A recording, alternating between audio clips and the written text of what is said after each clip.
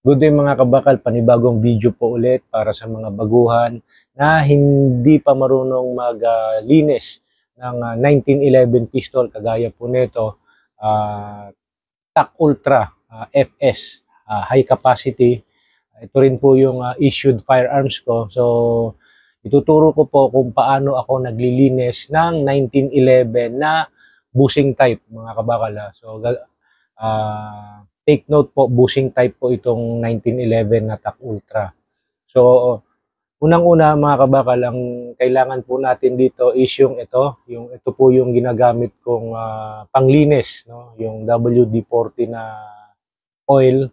And then, after natin gamitin ito, pagka nalinis na natin yung mga maduduming parts, no? So, may pangalawa tayong oil, no? Ito yung lubricant oil natin. So bago natin umpisahan yung paglinis, no, i-check muna natin yung firearm kung may load ba o wala. So check natin tong magazine, okay siya. And then so i-clear natin, clear.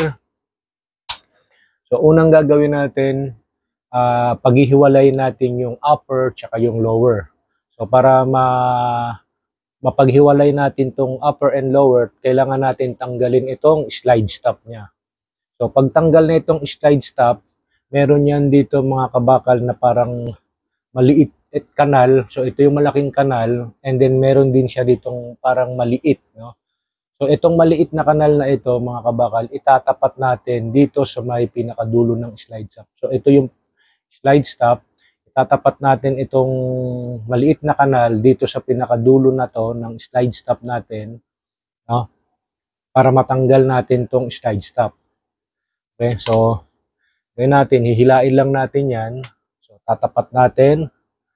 Okay, so pag nakatapat na, ito, yung maliit na kanal dito, so pwede na natin itulak itong slide stop dito, no? So tapat siya, tulak natin, no? Aangat yan mga kabakal pag tinulak natin dito sa kabila. Yan. So yan, umangat na siya, matatanggal na natin itong slide stop. So, pag natanggal na natin yung slide stop, pwede na natin paghiwalayin itong slide tsaka yung lower receiver. Okay? Mga kabakal, pag ako naglilinis, ang binibigyan ko lang ng importansya is yung upper. No? So, yung dito, ang unang ginagawa ko lang dito is ini-sprayan ko lang ng WD-40 para matanggal yung mga carbon deposit dito nung bala, no? Dito ito. Actually ito madumi ito. Dahil hindi niyo lang makita dahil maitim, pero ito yung dumi talaga. So madumi siya. Gagawin natin para matanggal yung pinakadumi niya dahil yung matagal kong hindi nagamit. So mangyari niyan, tumigas na yung dumi. So gagamit tayo ng WD-40 para matunaw itong tumigas na dumi. Okay? So sprayan lang natin 'yan.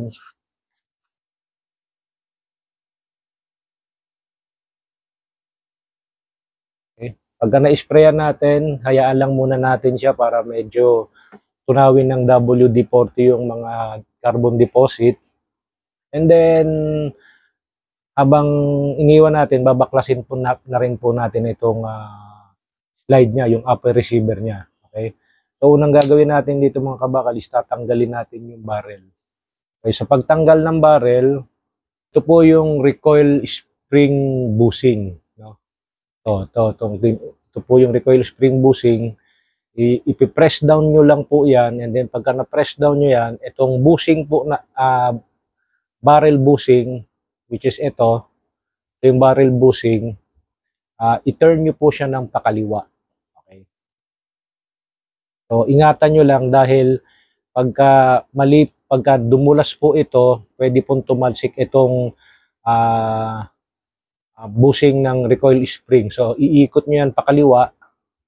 No? Pag umikot na siya pakaliwa, dahan nyo na pong alalayan itong bushing ng recoil spring. Dahil pag hindi nyo po nahawakan na maayos yan, tatalsik po ito. No? So, kailangan aalalayan nyo. So, pagka natanggal na itong yung bushing ng recoil spring, no? Matatanggal na yung spring ng recoil spring, and then, syempre, yung recoil spring guide. Okay. Pag natanggal na yan, para matanggal natin itong barrel, so pag ikot natin sa kaliwa, dadalahin naman natin itong barrel bushing sa kanan para matanggal po natin. So dadalahin natin siya pa kanan and then angat. Ramdaman nyo lang para may angat nyo, matatanggal na po natin itong barrel bushing. Okay? Kapag natanggal na yung barrel bushing, pwede na natin matanggal itong pinaka-barrel niya. Hugutin lang natin. So, tanggal na yung barrel. So, makita nyo, maitim na rin. No? So, i-sprayan lang din natin ng WD-40 para matunaw yung carbon deposit sa loob. Okay, so iwanan lang muna natin dyan. And then itong slide din. Sprayan din natin siya ng WD-40. So pag na-sprayan na natin, may dalawang option mga kabakal, no? May itong ginagawa ko talaga itong extractor, no? Kung minsan pag tinatamad ako, binabrush ko lang siya, pero mas maganda diyan mga kabakal is tanggalin niyo rin itong extractor. So tanggalin natin para ma-explain ko kung bakit importanteng nililinis yan. Pagtanggal ng extractor mga kabakal, kailangan niyan tanggalin yung firing pin. So ito yung firing pin, ipupush down nyo lang yan, tapos hihilain nyo lang yung firing pin stop palabas. Ito yung firing pin stop. Ingatan nyo rin mga kabakal dahil tumatalsik din ito. Dahil minsan malakas yung firing pin spring nyo. Na pagka inano nyo yung firing pin stop, is tatalsik yung firing pin. Yan. So, natanggal na natin mga kabakal itong firing pin stop niya. Natatanggal na natin yung firing pin and at the same time, pati yung pinaka-spring niya. So, pagtanggal ng firing pin kasama ng spring, pwede na natin matanggal itong extractor. No? Extractor. So, susungkitin nyo lang yan mga kabakal dahil may kanal naman yan dito. Susungkitin nyo lang paangat. Tatanggal lang natin yung extractor. Yan. So, tanggal na natin yung extractor. Ito mga kabakal, napaka-importante na itong extractor na linisin natin. Kasi, ito talaga, madalas ang build up ng carbon dito sa part na to. Lalo na yun dito. So, pagka nag-build up ng carbon yan, so, ito yung humihila ng empty shell. Pagka napuno na ng carbon yan, kadalasan nagkokos siya ng jam, hindi niya na ma-extract yung empty shell dahil napuno na ng, hindi natin namalayan na napupuno na pala ng carbon itong extractor natin.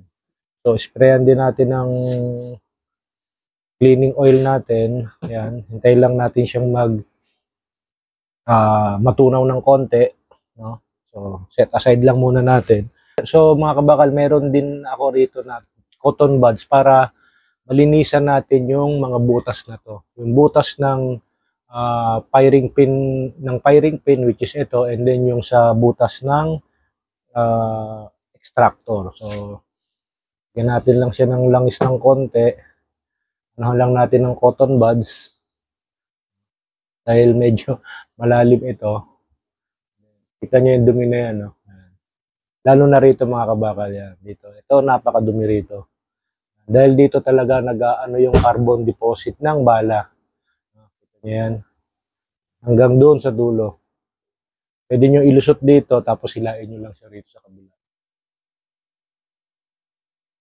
Okay, so kita nyo kung gaano kadumi yan. Okay. So, and then, number 1 din, isang importanteng linisin din natin itong part na to, yung sa pinaglalabasan ng firing pin. Kasi kadalasan din, mga kabakal, may nagbi-build up din na carbon dito, kumakapal din itong part na ito. So, pag kumapal yan, hindi nagiging maganda yung upo ng bala natin. So, pwede rin siya magkaroon ng cause ng jam. Kailangan po linisin din natin mabuti itong part na ito. Para maiwasan natin yung pag-build up ng carbon dito pag tumigas at hindi na maganda yung upo ng bala natin dito sa sa slide natin. Kita nyo kung gaano kadumi ang mga kabakal. Okay? So after niya malinisan natin, ba muna natin ito, and then papatuyuin na natin siya mga kabakal. No? So kukuha lang tayo ng malinis na tuyong basahan, pupunasan lang natin siya ng mabuti. Kita nyo yung dumi na nakukuha natin dito sa extractor. So patuyuin lang natin siyang mabuti. Tapos dito naman sa barrel mga kabakal, so ito yung pinaka-chamber niya, ito naman yung pinaka-barrel niya. So dito nakaupo yung bala natin. So pagka nag-develop din yung ano rito mga kabakal, yung carbon deposit kumapal, so minsan hindi rin gumaganda yung pasok ng bala. So kailangan make sure na nalinisan natin mabuti itong chamber. Sa barrel hindi naman po ako masyadong ano sa barrel dahil nga po diyan naman po lumalabas yung bala, no? So parang yung mismong bullet na yung nag-ano sa kanya, yun, naglilinis sa kanya. So ito lang naman importante para sa akin, no? Based sa experience ko ito, yung dumudumi ito, no? So yung pagka madumi na siya, yung pagpasok ng bala natin na ganyan, hindi na maganda. So minsan kumakalang na yung bala kasi nga hindi natin namalayan na nag-build up na yung carbon dito, kumapal na. So ito yung nililinis ko talaga mabuti dyan, yung pinaka-chamber lang nung barrel. Paikot lang po yan mga kabakal. So after nyan, punasan na natin, patuyo na natin.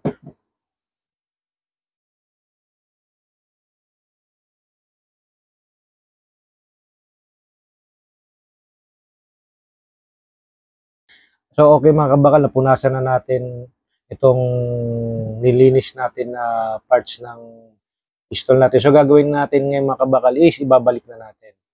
So unang babalik natin is yung huling tinanggal natin. So kung ano yung huling tinanggal natin, yun yung unang ibabalik natin, no? So itong huling tinanggal natin, itong ejector. So ang pagbalik niyan, shoot lang natin. Okay?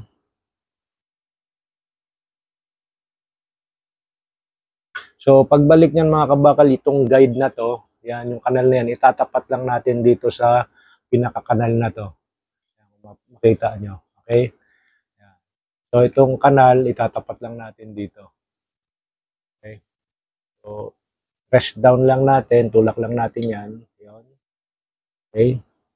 Bago natin ibalik itong firing pin tsaka firing pin spring, ito munang firing pin stop yung unang ibalik natin para makita muna na, para ma-sure natin kung talagang tumapat na yung kanal na itong extractor doon sa ano sa kanal na itong slide. Okay, so yan nakita nyo pumasok na siya. So pwede na nating ilagay yung firing pin tsaka firing pin spring. So, pagbalik niyan, iabang nyo lang itong firing pin stop. No? Ganyan. Hawakan nyo na itong thumb nyo dito, parang patulak na siya sa taas. And then, press down nyo lang itong firing pin niya. Okay. So, naibalik na natin yung firing pin stop. So, next natin ibabalik is yung barrel. And then, pagtapos ng barrel, itong barrel bushing.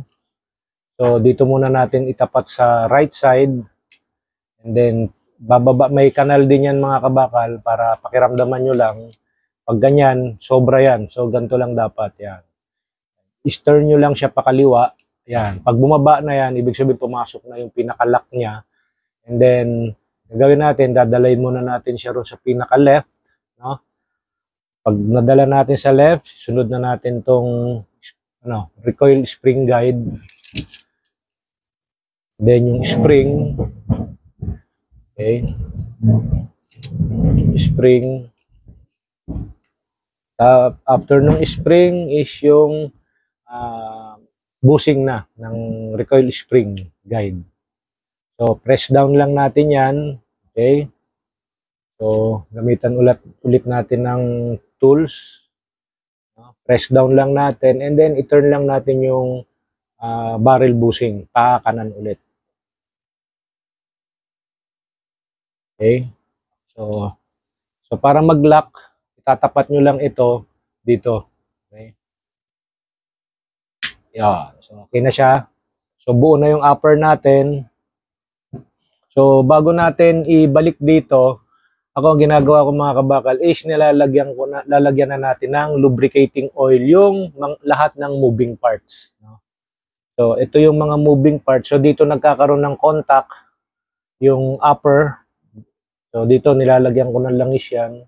Konti lang mga kabakal na so huwag nyo naman masyadong dadamihan. Konting-konti lang. Yung tamang-tama lang. Pangit din naman kasi masyadong malangis ng baril kasi masyadong madulas din. Okay. So, dito ko lang siya nilalagyan. Yan.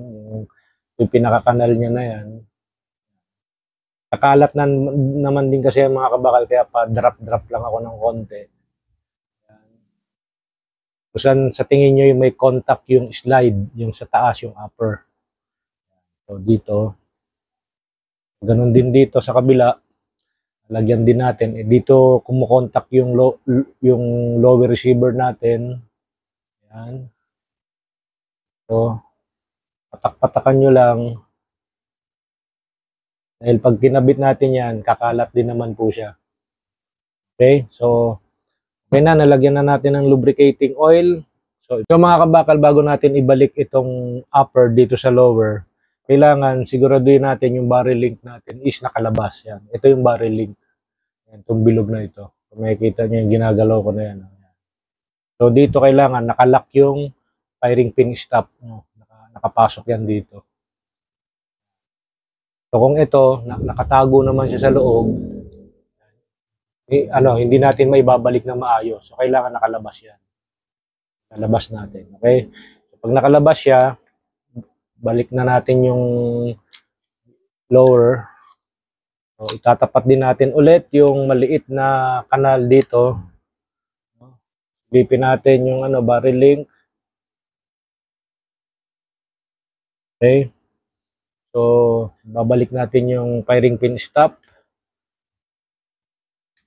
Okay. Tapos, slide down lang natin yung yan. So, okay na. So, naibalik na natin mga kabakal. So, mangyari niya, nalagyan na natin ng lubricant itong mga moving parts niya. Ang hindi na lang natin nalagyan ng lubricating oil is itong barrel. No? So, ang ginagawa ko dyan mga kabakal, is nilalagyan ko lang yan dito ng konti. Diyan, tapos i-open ko. Tapos lalagyan ko rin siya rito sa labas.